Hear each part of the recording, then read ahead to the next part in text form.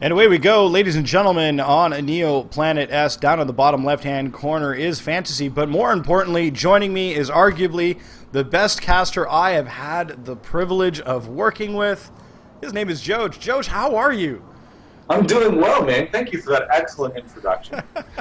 How are you doing this morning? Well, this afternoon, depends on where you are. Doing pretty good. Up in the top right-hand corner is our red Protoss player, Karmy. This is game number 2 of the losers bracket, and I don't, well, to be perfectly frank, I don't know how this is going to work out so well for Karmy. I'm hopefully he's able to adapt his play so that he doesn't lose a second time against Fantasy. Yeah, I mean, really, it seemed like the last game of Fantasy just had crisper build, better execution, and a better understanding of how the matchup works. And I know a lot of Protosses in part of this one have been having trouble with PvP because it's so very different from what it was in Wings of Liberty. And you know, Karmy may be having that same problem. There wasn't any particularly new, innovative ways he played the mid game. He did add on Timbus in the late game, but it was kind of too late at that point. And yeah, I think Karmy needs to change the way he was playing because really Fantasy had his number. Yes, absolutely. Fantasies, I think in that particular matchup, the real trick that Fantasy was able to do very, very well was to be able to get in, kill an economic structure, and get out and do it cleanly without losing any units. And so then that way he was able to get ahead and ahead and ahead. And that just applied pressure, constant pressure, pulling the army of Karmy around. And so Fantasy was very decisive victory.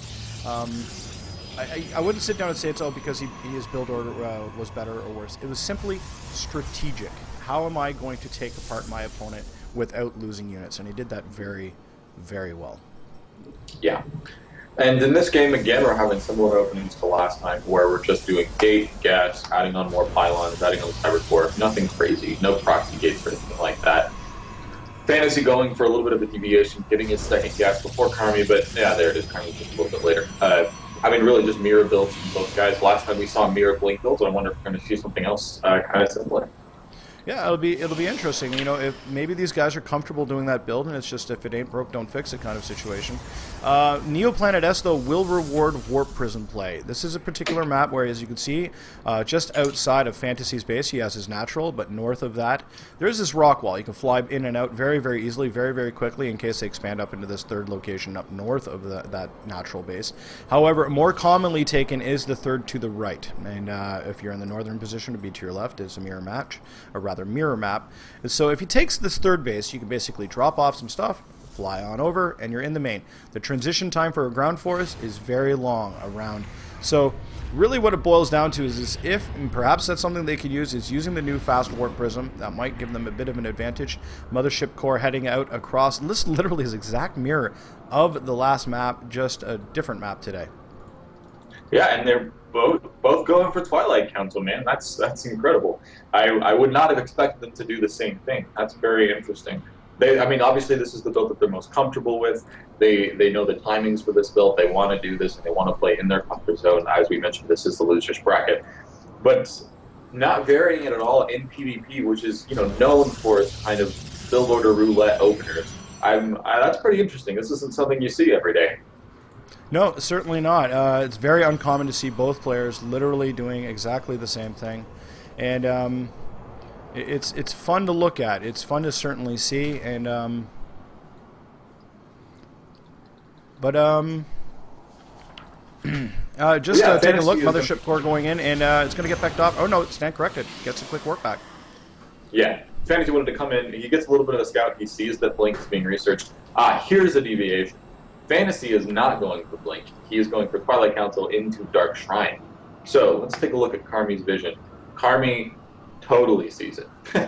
He sees the Twilight Council and he sees a warping in building, and if he clicks on that, he'll know that it's not a pylon, but a Dark Shrine. And so I would expect, yeah, Karmy's going to be throwing down the Robo and putting a pylon near the natural of Fantasy, and Karmy should be all right. Yep, indeed. Nice little forward pylon. It's not something that's going to get scouted very, very quickly unless he's actually looking for it. It's certainly off the beaten path enough, and he'll be able to warp in units off of that. We do see a Nexus going down for Fantasy, depending if he's able to deny Karmy being able to expand. That would certainly bode well for him. It looks like, though, Karmy looking like he's starting to bank up enough cash. I don't know, I stand correct. He's going to do a warp and cycle instead. instead of throwing down a Nexus himself. So this is, I think, where the two players are going to deviate. Yeah, Karmy wants to hold this Dark Templar push from Fantasy. If he holds that, he wants to counter and then maybe even end the game right there. He's going to have Robo with 3 gates and Blink. That's a very strong 1-base army with Blink and Immortals potentially. That pylon from Fantasy is finishing up on the bottom right-hand location, but the army of Karmy may scout it and may pick it off, and there may be no DTs coming at all. No, I don't think that is going to happen right this second. It looks like Karmy is deciding to move on across the map. He does have an Observer as well as with his Mothership Core, so as he transitions on over, DTs are not going to be a threat for this army. He's just going to be able to show up, do what he wants, he's going to get a Warp and Cycle, and he's going to push right on in now. Whether or not Fantasy throws in like a proxy DT, sends it down into the base, that'll be a bit different. However, it looks like a very decisive, aggressive attack here, and instead of using DTs for DTs, he's going to morph them into Archons so that they can continue to work away on this force here. And Blink Stalkers are going to focus down on the Mothership Core and start working away on the ground forces. However, the Photon Overcharge has gone down in time. Decent time warp here, slowing things down a little bit for that one particular icon. And FXOkarmy looking so strong here. Yeah, Karmy's in a great position. He smelled blood. He knew there was expansion and that there was DPs. There couldn't have been that much money spent on an army.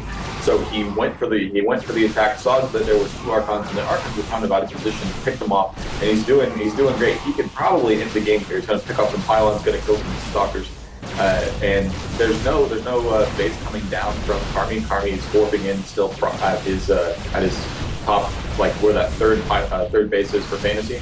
And he's can probably end the game just with this push. Yeah, I agree. He's still continuing to warp in units. He certainly has a really good position here. He's trying to peck away at pretty much every target of opportunity. He's killing probes like a fiend. There is a DT working on the front door here, but there is 3 Zealots blocking it there on the hold position, so that DT is not going to get on in to Karmy's base. Karmy just continuing to work on over Fantasy. Fantasy doing everything in his power to try and keep it together. He's even bringing in his own DT as well. However, it's just not enough. The blinks and the stutter stepping is just so good against this kind of attack, or counter attack rather, and now things are looking so bad for Fantasy, and Karmy looking very strong. Yeah, I think this is it. There's no more warpers available right now. There's not enough money for Fantasy, and with we're looking like 8 Stalkers right now in the base of Fantasy, so the 1 Stalker of Fantasy, this should be it. Yeah, GG, and FXOkarmy ties up the series 1-1. And indeed, it does. An unbelievably good game. Really happy to see exactly, a really well-executed, thought-out plan. He knows where his opponent's going. Okay, he's going DTs. I know I need to hit before he starts warping them, before he starts to bring it to me. So I'll take it to him. And that's exactly what he did.